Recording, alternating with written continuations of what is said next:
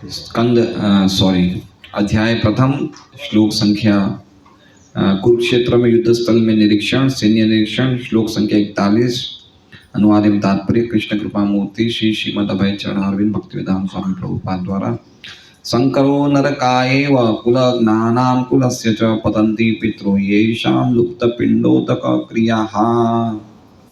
संकरः ऐसे अवांछित बच्चे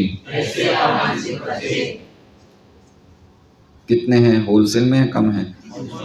होलसेल में है। वास्तव में बहुत बड़ी विडंबना है समाज की कि अवांछित बच्चे होलसेल में हैं और माँ बाप ऐसे बच्चों के कारण जीवन भर चिंता में रहते हैं और चिंता में ही शरीर को छोड़ देते हैं। नरकाय नारक के जीवन के लिए एवं निश्चय ही कुलज्ञानां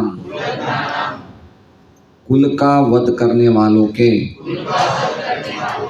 कुलस्य कुल के च भी पतंती गिर जाते हैं पितर पितृगण ही निश्चय ही एशाम इनके लुप्त समाप्त पिंड अर्पण की उदक तथा जल की क्रिया कृत्य। अनुवाद। अवांछित संतानों की वृद्धि से निश्चय ही परिवार के लिए तथा पारिवारिक परंपरा को विनष्ट करने वालों के लिए नारकीय जीवन उत्पन्न होता है। ऐसे पतित कुलों के पुरखे पितर लोग गिर जाते हैं क्योंकि उन्हें जल तथा पिंड दान देने की क्रियाएं समाप्त हो जाती है। ओम अज्ञानतिमिरान्धस्य ज्ञानाञ्जनशलाकया चक्षुरुन्मीलितं येन तस्मै श्रीगुरवे नमः। श्रीचैतन्यमनोभीष्टं स्थापितं येन भूतले स्वयं रूपकदा मह्यं ददाति स्वपदान्तिकं। वन्देऽहं श्रीगुरोः श्रीयुतः पदकमलं श्रीगुरुन् वैष्णवांश्च। श्रीरूपं सग्रजातं सगण रघुनाथान्वितं तं सजीवं साद्वैतं सावधूतं परिजनसहितं कृष्ण चैतन्यदेवं श्रीराधाकृष्णपादान् सगण ललिता श्रीविशाखान्वितांश्च। हे कृष्ण करुणा सिंधु दीनबंधु जगत्पते गोपेश गोपिकान्त राधाकान्त नमोस्तुते। तप्त कांचन गौरांगी राधे वृंदावनेश्वरी वृषभानुसुते देवी प्रणमामि हरिप्रिये। वाञ्छाकल्पतरुभ्यश्च कृपा सिन्धुभ्येव च पतितानां पावनेभ्यो वैष्णवेभ्यो नमो नमः। श्री कृष्ण चैतन्य प्रभु नित्यानंद श्री अद्वैत गदाधर श्रीवासादि गौर भक्तवृंद। हरे कृष्णा कृष्णा कृष्णा हरे हरे हरे राम राम राम हरे हरे।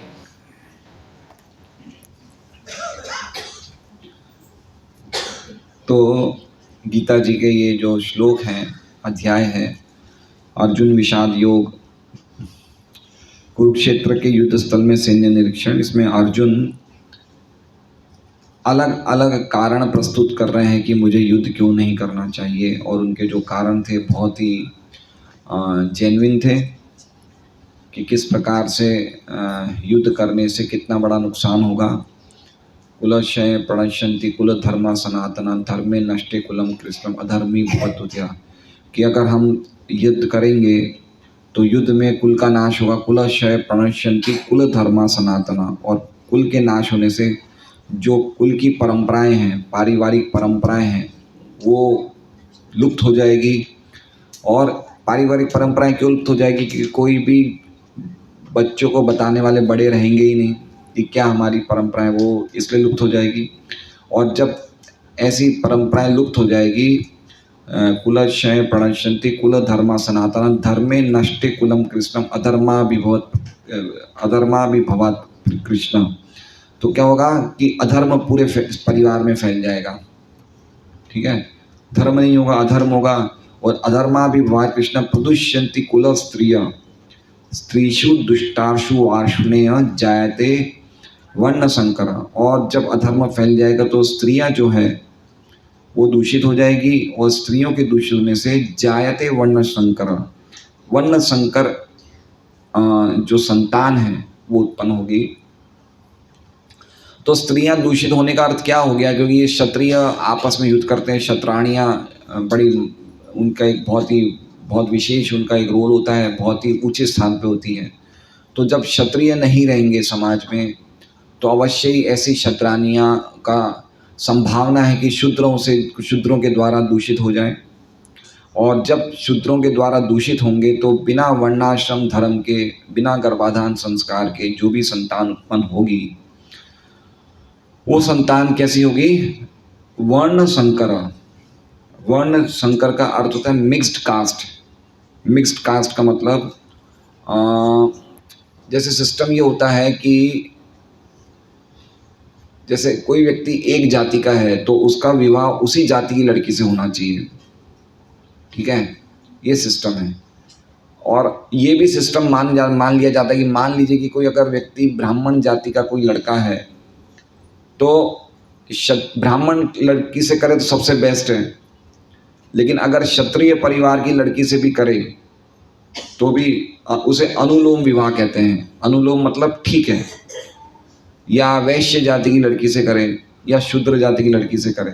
लेकिन अगर कोई ब्राह्मण जाति की लड़की है, उच्च घर की लड़की है, तो वो हल्के घर के लड़के से करते तो उसे प्रतिलोम विवाह कहते हैं, है ना। तो वो विवाह अच्छा नहीं माना जाता है। तो इस प्रकार के जो विवाह होते हैं उसमें वर्ण संकर जाति, मिक्स्ड कास्ट से जो बच्चे पैदा होते हैं वो बच्चों को अवांछित माना जाता है, अच्छा नहीं माना जाता है। तो ये अर्जुन का बहुत बड़ा ये क्वेश्चन था कि भाई जब क्षत्रिय सब मर जाएंगे, क्षत्राणियाँ रह जाएगी, तो उस टाइम क्या होगा, स्थिति क्या होगी समाज की। तो इसलिए वो कह रहे हैं कि जायते वर्ण संकर, वर्ण संकर की उत्पत्ति होगी, है ना।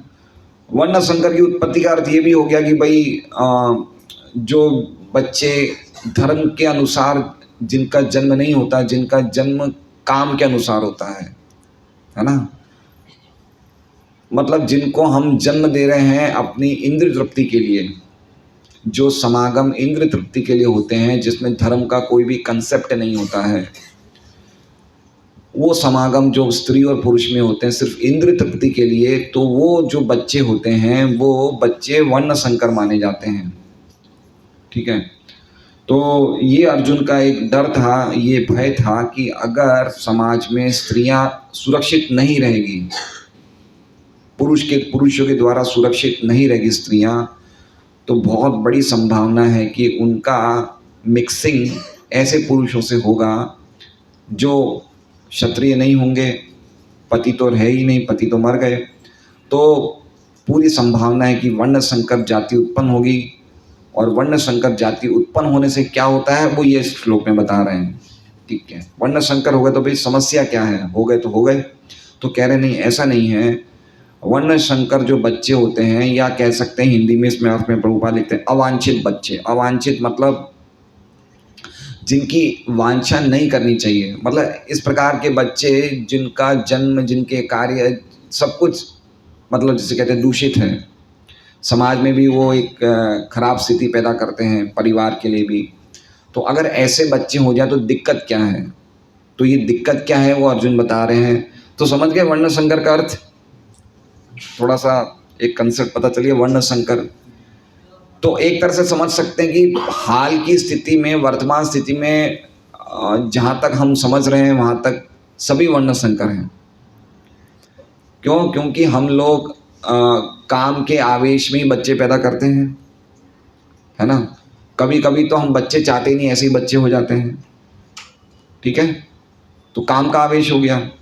हम कभी प्लानिंग तो करते ही नहीं कि हमें एक अच्छी संतान चाहिए, उसके लिए बच्चे होते होंगे, ऐसे लोग होते होंगे, लेकिन आज की तारीख में बहुत कम लोग हैं। या तो कोई भक्ति में आ जाए तो वो समझ जाए इस बच्चे, क्योंकि देखिए मनुष्य जीवन का एक एक स्टेप बहुत इम्पोर्टेंट है, बहुत इम्पोर्टेंट है ना। कितना इम्पोर्टेंट है मनुष्य जीवन में, एक एक व्यक्ति की कितनी बड़ी रिस्पॉन्सिबिलिटी हो जाती, कितनी बड़ी जवाबदारी हो जाती है मनुष्य जीवन में, जिसका अगर वो जवाबदारी से कोई भी कार्य नहीं करता है तो उसकी कीमत कितनी बड़ी चुकानी पड़ती है। इसलिए बच्चा पैदा करने से 1000 बार पहले सोचना चाहिए कि हमें कैसी संतान चाहिए। ये बहुत प्लानिंग होती है। वसुदेव जी और देवकी ने बच्चा पैदा करने से पहले कितने साल तपस्या करी सर्वदर्शन प्रभु? 12,000 साल, वो भी देवताओं के 12,000 साल पहले। तो उन्होंने किनको चाहा कि भगवान ही हमारे पुत्र बन के आए। तो समझ रहे हैं, इसलिए सबसे अच्छा है कि गृहस्थ जब पारिवारिक जीवन में शादी करते हैं तो कुछ साल भर तो उनको, साल 6 महीना तो कुछ तपस्या करनी चाहिए, कुछ समय तपस्या करनी चाहिए और ज़्यादा भक्ति में दृढ़ होना चाहिए। उसके बाद प्रॉपर वे से गर्भाधान संस्कार के से बच्चे को जन्म दें। बहुत इंपॉर्टेंट है ये, बहुत इंपॉर्टेंट पॉइंट है ये। तो क्या गड़बड़ हो रही है? शंकर ऐसे वर्ण संकर या अवांछित संतानों से क्या होता है? तो बता रहे हैं बहुत कुछ होता है, लेकिन ये श्लोक में जो बता रहे हैं वो हम देखेंगे। होता तो बहुत कुछ है, बहुत कुछ हो रहा है, मतलब हम देख सकते हैं। एक बच्चा नालायक होता तो कितना बड़ा प्रॉब्लम हो जाता है।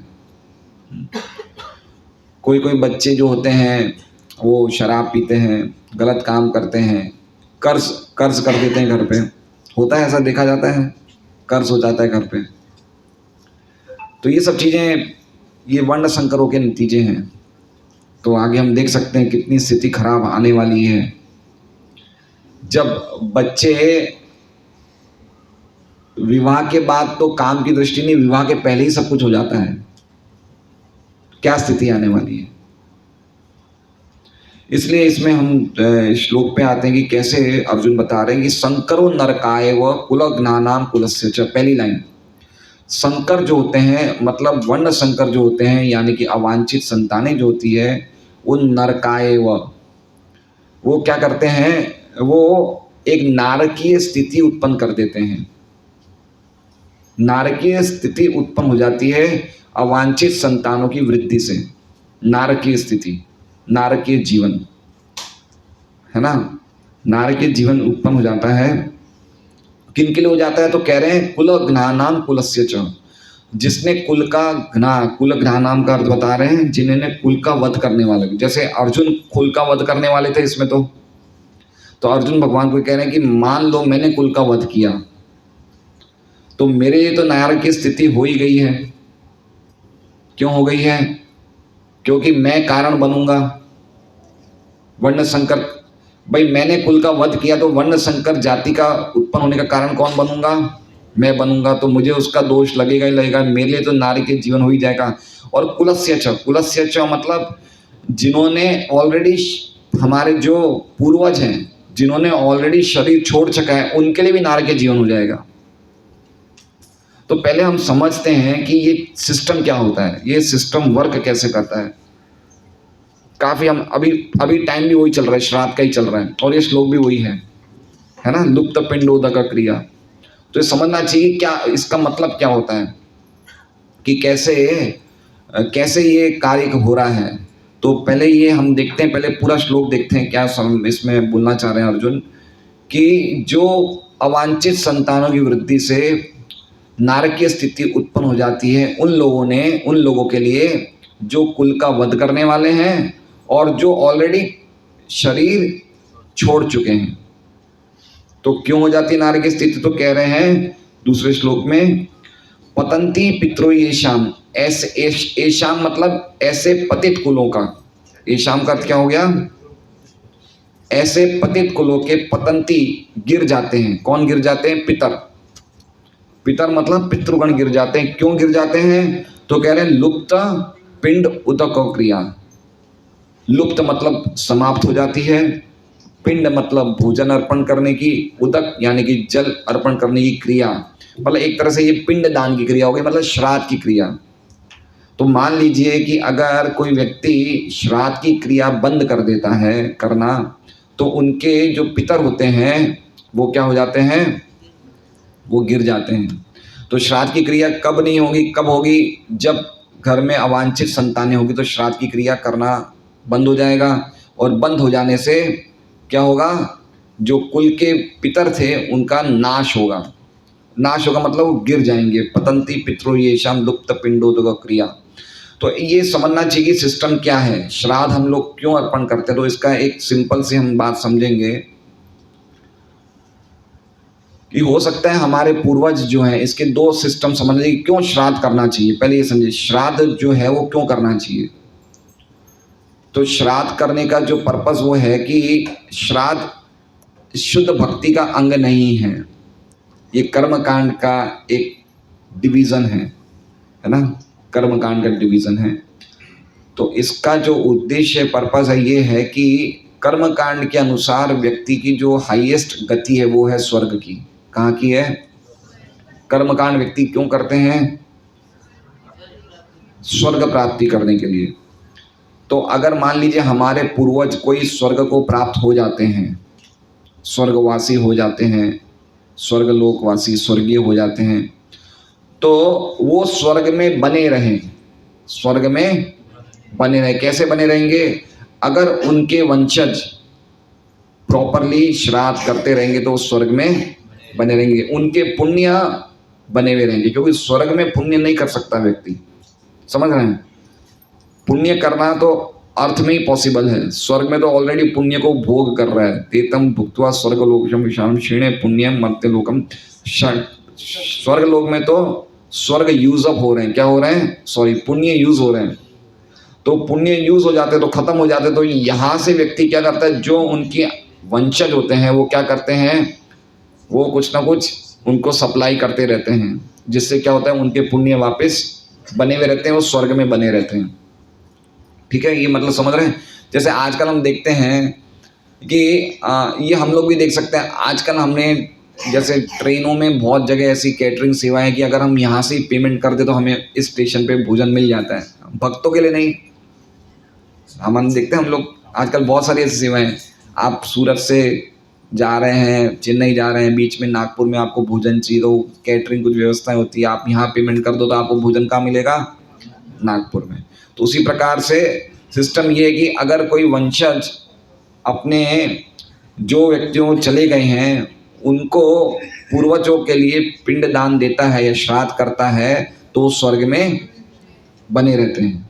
ये तो पहला कारण हो गया श्राद्ध के लिए करते हैं। दूसरा कारण ये हो गया कि मान लीजिए कि अगर उनके पूर्वजों को उन्होंने, अगर संभव है कि कोई उन्होंने इस प्रकार का पापपूर्ण कार्य किया है कि उन्हें कोई योनि ही नहीं मिली है, ठीक है, कोई शरीर ही प्राप्त नहीं हुआ है, यानी अर्थात हो सकता है प्रेत आत्मा में हो, प्रेत शरीर में हो, है ना, तो उनको कोई ना कोई योनि प्राप्त हो जाए। दो कारण पता चल गए श्राद्ध के। एक तो जो स्वर्ग में हैं वो स्वर्ग में बने रहें जिससे कि उनका पतन नहीं हो नीचे, और जो व्यक्तियों को हल्की योनियाँ मिल गई है, हल्की योनियाँ मतलब हल्की योनि नहीं, सॉरी, जिनको योनि ही नहीं मिली है, जो प्रेत योनि में प्रवेश कर रहे हैं, प्रेत योनि में घूम रहे हैं, तो प्रेत योनि वालों को कोई ना कोई योनि प्राप्त हो जाए, इसके लिए यहाँ के जो वंशज हैं ये श्राद्ध क्रिया करते हैं। तो बहुत इंपॉर्टेंट है ये। तो ये आपको एक समझना चाहिए कि किस प्रकार से ये वर्कआउट होता है सिस्टम। तो इसमें कह रहे हैं लुप्त पिंडोदक क्रिया। लुप्त पिंड उदक, पिंड मतलब पिंड को ऐसे आटे का गोला बोलते हैं, मतलब भोजन। तो भोजन की क्रिया और जल देने की क्रिया जब समाप्त हो जाएगी तो वो जो हमारे पितर लोक में हैं या स्वर्ग लोक में वो नीचे गिर जाएंगे। पित्रोई पतंती पित्रोई ये शाम, पतन हो जाएगा उनका नीचे, है ना। इसलिए ये चीज़ बंद हो जाएगी। अगर अवांछित संतानें हो जाएगी तो ये कोई करने वाला नहीं है। ये अर्जुन का पॉइंट था। तो अगर आप लोगों को समझ में नहीं है तो पूछ सकते हैं या बाद में पूछ सकते हैं, थोड़ा सा ये जटिल विषय है। कौन सा श्लोक है? 41।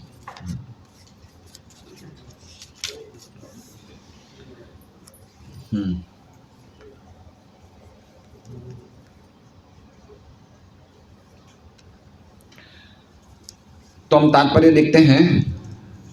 सकाम कर्म के विधि विधानों के अनुसार कुल के पितरों को समय समय पर जल तथा पिंडदान दिया जाना चाहिए। तो ये क्या है? श्राद्ध पिंडदान का अर्थ क्या होता है? ये सकाम कर्म मतलब कर्म कांड है ना, उनके विधि विधानों के अनुसार ये सकाम कर्म के अंतर्गत श्राद्ध क्रिया पिंडदान क्रिया आती है। तो उनके विधि विधानों के अनुसार क्या करना पड़ता है, विधि बताई है।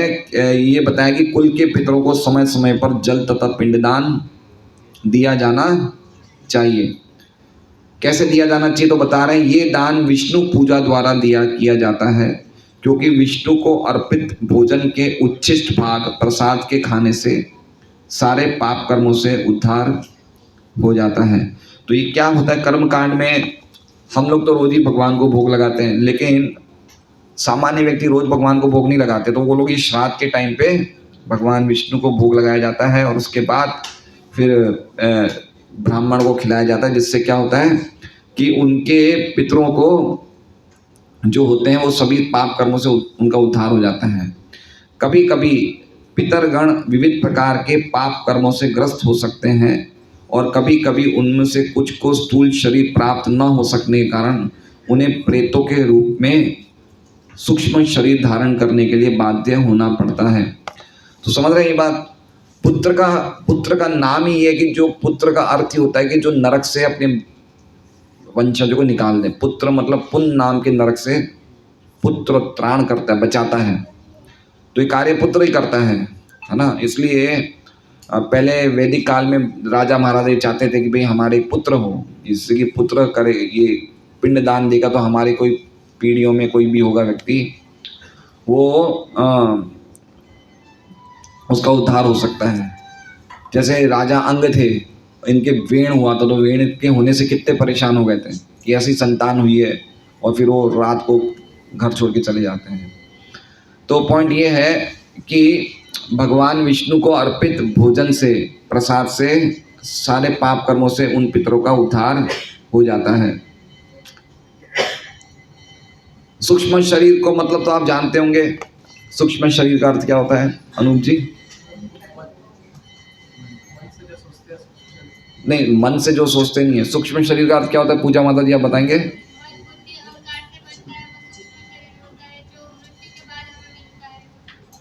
मृत्यु के बाद जो मिलता है वो हमें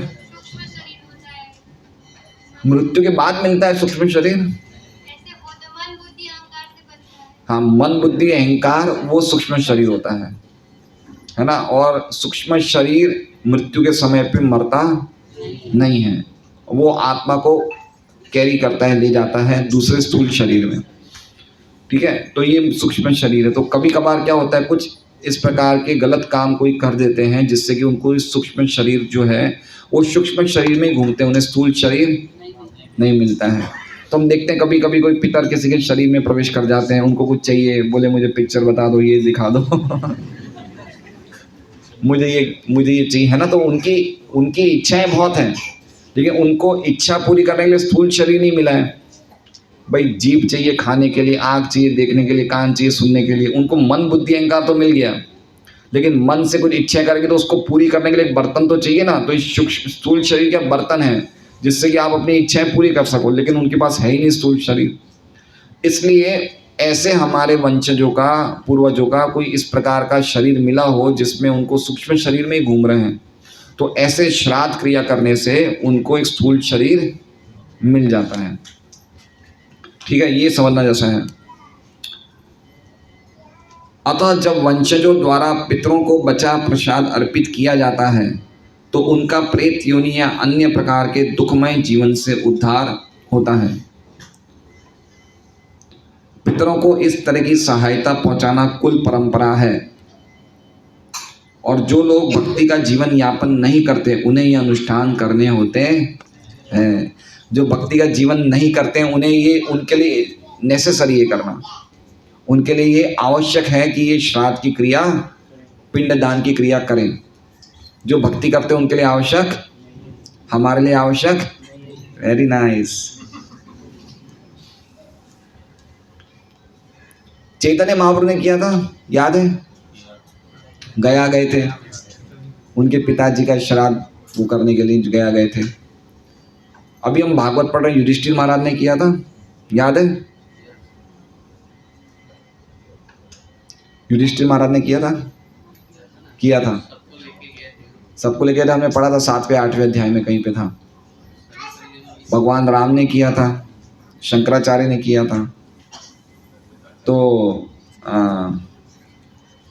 हमें करना है नहीं करना है वो अभी सोचने का विषय है। लेकिन प्रभुपाद यहाँ कहते हैं कि जो शुद्ध भक्ति का जीवन यापन करते हैं उन्हें ये जो नहीं करते हैं उन्हें ये अनुष्ठान करने होते हैं।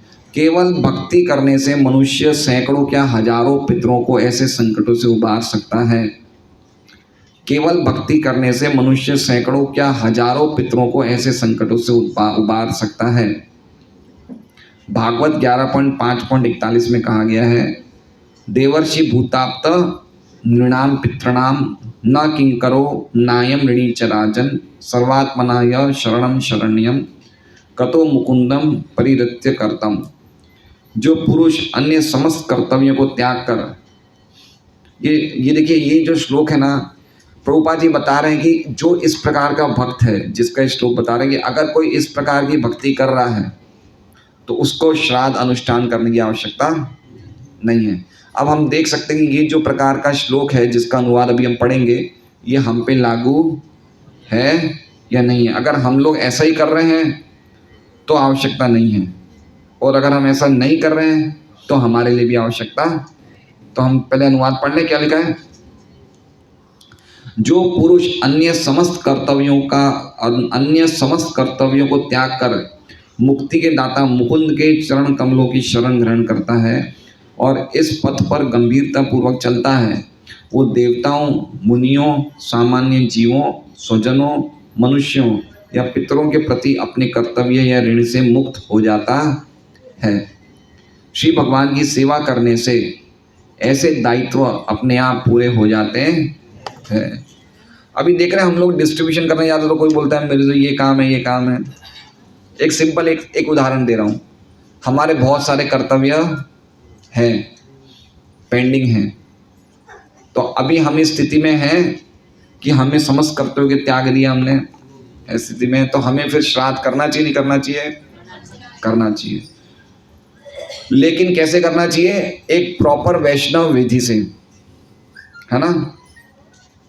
तो वैष्णव विधि क्या है? वैष्णव विधि क्या है कि हम उसका एक भाग तो हम रोज करते ही हैं। कौन सा भाग रोज करते हैं? भगवान को रोज भोग लगाते हैं। तो अच्छी तरह भोग लगाएं भगवान को। हम लोग खुद ही भोजन बनाएं, 16 माला करने वाले भक्ति भोजन बनाएं, अच्छी तरह भोग लगाएं भगवान को। और भगवान को भोग लगाने के बाद जब वो प्रसाद बन जाए तो प्रसाद जो हमारे उस स्थिति को जो हमारे पूर्वजों का शरीर शांत हुआ है उनके सामने प्रसाद की थाली रख दें।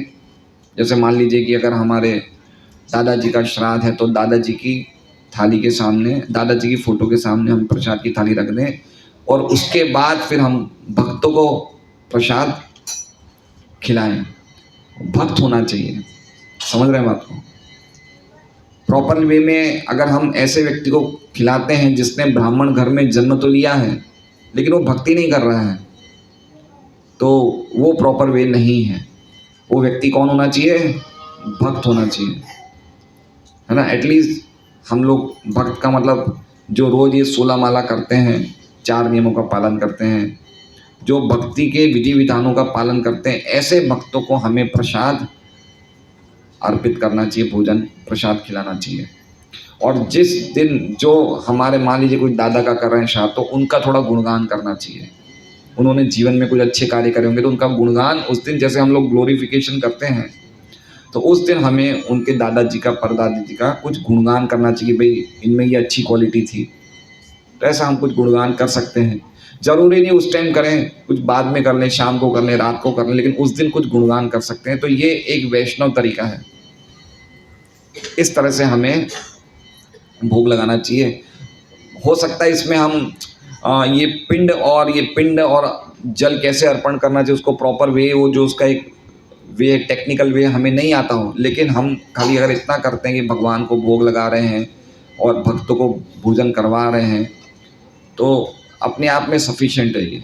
ये हमें करना चाहिए, ये बहुत ज़रूरी है।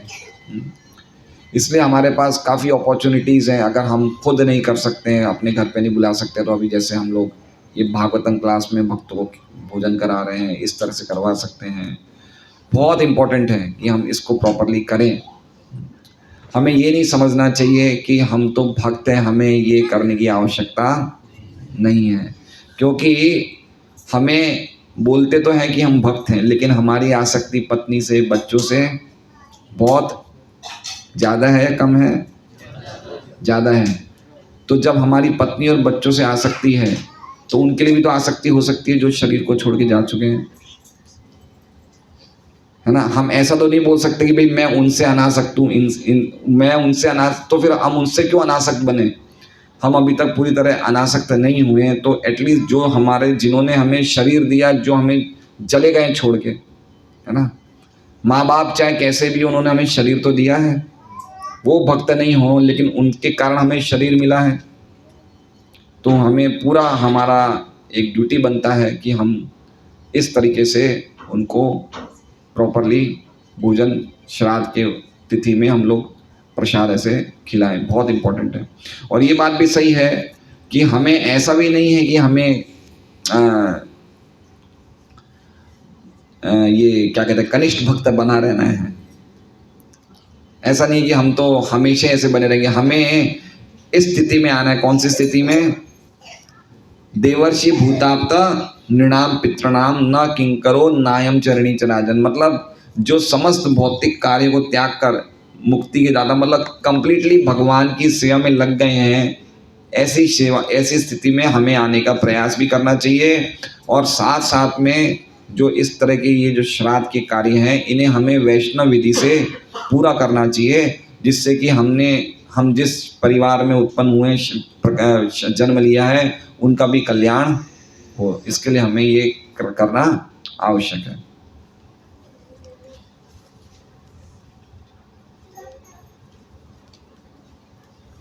हरे कृष्णा। तो कोई आप लोग का प्रश्न है तो पूछ सकते हैं। जैसे कर्मकांड के अनुसार सब हमारे यहाँ शुरू होता है पिंडदान करने के लिए, तो अयोध्या शुरू होता है, अयोध्या जी में पिंडा देते हैं, फिर आगे भरतपुर में पिंडा देते हैं, फिर बनारस में पिंडा देते हैं, फिर आगे जाते हैं गया जी में पिंडा देते हैं, तो गया जी में करीब 7-8 जगह पिंडा देते हैं। उसके बाद जाके जगन्नाथ जी में कोई कोई देता है। तो हर बार पंडित जी की एक ही चीज़ बोलता है, यहाँ करोगे तो पूरा हो जाएगा, यहाँ करोगे तो पूरा हो जाएगा। तो ये सिस्टम समझ में नहीं आता। स्थान की बहुत महिमा है, बात तो सही है। अगर हम लोग भगवान के धाम में करते हैं तो उसका बहुत विशेष महिमा है। तो अगर हम एक बार जैसे पूरा कर दिए तो वो बोलते फिर से करना चाहिए, तो ये मतलब तो बेस्ट यही है हमारे लिए। जैसे अद्वैत आचार्य ने किया, अद्वैत आचार्य ने जब अपने पूर्वजों का श्राद्ध निकालते थे, वो किनको खिलाते थे? वो हरिदास ठाकुर को खिलाते थे। वो भगवान के महान भक्त थे। महान भक्त मतलब रोज के 3 लाख नाम लेते थे। तो वो कह रहे थे कि मैं आपको खिला रहा, तो मैं हजारों लाखों ब्राह्मणों को मैंने उसके खिला दिया। तो अच्छा है कि हम ऐसी तरह से करें हैं कि हम लोग भक्तों को, जो हम देख रहे हैं कि जो गंभीर भक्ति में प्रगति कर रहे हैं, उनको बुला के हम प्रसाद दे सकते हैं। मैं तो भक्ति में भी कोशिश नहीं कर पा रहा हूँ, तो हमें क्या करना चाहिए? तो आप तो नहीं कर पा रहे, लेकिन उन भक्तों को तो बुला सकते हैं आप, जो कर रहे हैं। उसमें तो कोई दिक्कत नहीं है। आप मत करिए, कोई दिक्कत नहीं, उनको बुला। तो हम लोग अभी सब लोग नवोदित स्थिति में, हम लोग सब कनिष्ठ स्थिति में हैं, लेकिन हमें प्रयास करना चाहिए कि हम अच्छी तरह भक्ति करें। और इस वे को जो हमें बताया गया है कैसे वैष्णव विधि से करना चाहिए, उससे हमें भगवान को भोग लगा के, भक्तों को बुला के प्रसाद खिलाना चाहिए।